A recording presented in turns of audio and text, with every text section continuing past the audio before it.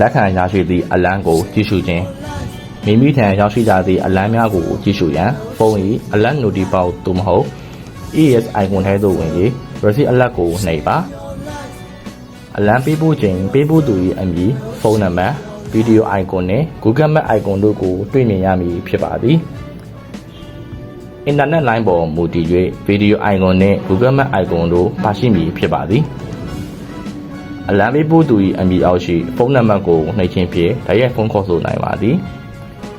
Google Map icon ကိုနှိပ်ခြင်းဖြင့်အလံပေးပို့သူ၏ဒီနေရာကိုသိရှိနိုင်ပါသည်ပေးပို့သူ၏ဖုန်းတွင် location ခွန်နာမှသာ location ကိုရရှိစေမည်ဖြစ်ပါသည် location ပြပေးခြင်းသည် GPS ကဲ့သို့ရွေလျားမှုကိုအမြဲတမ်းပြပေးနေမည်မဟုတ်ဘဲအလံပေးလက်သည့်တစ်ချိန်သာထိုဒီနေရာကိုပြပေးသည့်စနစ်ဖြစ်ပါသည်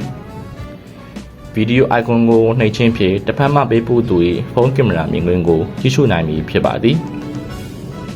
လက်ခံသူသည်အင်တာနက်မိသည့်အချိန်တွင်အလံကိုရရှိမည်ဖြစ်ပြီးတစ်ဖက်လူပေးပို့လိုက်သောအချိန်ကိုသာဖော်ပြပေးမည်ဖြစ်ပါသည်ထို့ကြောင့် Emergency Land System Application သည်မိသားစုဝင်အချင်းချင်းအပြန်အလှန်ချိတ်ဆက်ထားခြင်းဖြင့်မိသားစုဘဝလုံခြုံရေးကိုများစွာအထောက်အကူပြုနိုင်သည့်အရေးပေါ်အချက်ပေးစနစ်တစ်ခုဖြစ်ပါသည်